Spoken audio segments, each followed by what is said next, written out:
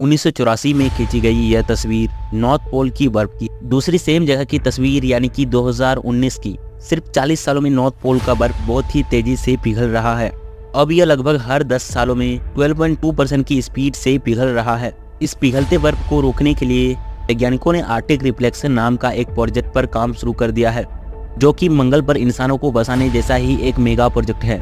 अब वैज्ञानिकों ने 15.5 स्क्वायर किलोमीटर जितने विशाल एरिया को 6 सालों के अंदर फ्रीज करने की प्लानिंग कर रहे हैं, जिसमें इंडिया जैसे 5 देश आसानी से समा सकते हैं। वैज्ञानिकों का कहना है अगर पूरे आर्कटिक रीजन पर नमकीन पानी छिड़का जाए तो यह जगह फिर से फ्रीज हो सकता है।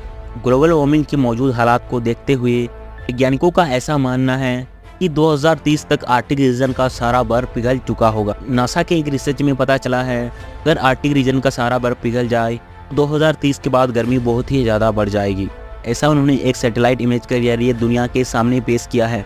अगर आर्कटिक रीजन का सारा बर्फ पिघल जाए दुनिया के कई बड़े शहर पानी के नीचे समा जाएंगे। आप जो ये समुद्र के बीच में इलेक्ट्रिक पोल्स देख रहे हो, आज से कुछ साल पहले यहाँ एक गांव हुआ करता था और एक दिन अचानक से पानी में डूब गया। सिर्फ यही नहीं, दुनिया के कई बड़े शहर जैसे कि इटली का वेनिस नेदर, यूएस का वर्जीनिया, बांग्लादेश की राजधानी ढाका, यहाँ तक कि हमारे देश का मुंबई वो शहर है जहाँ का पानी का लेवल बहुत ही तेजी से बढ़ रहा है, जो हर साल डूबता ही जा रहा है। जब पहली बार 1850 में वैज्ञानिकों ने धरती का ग्लोबल टेम्परेचर रिकॉर्ड किया था तो टेम्परेचर करीब 13.7 डिग्री के करीब हुआ करता था।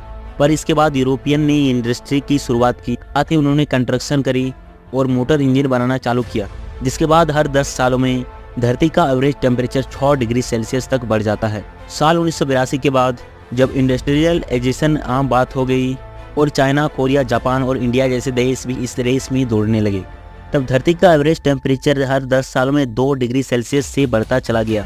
और 80 साल बाद जब इंडस्ट्रियलाइजेशन पूरी दुनिया में फैलने लगा, तब से धरती के एटमॉस्फेयर में कार्बन डाइऑक्साइड की मात्रा काफ़ी तेज़ी से बढ़ती चली गई। धरती की ऐसी हालत को देखकर वैज्ञानिक आर्कटिक रीजन को फिर से फ्रीज करने का प्रोजेक्ट ला रहे हैं।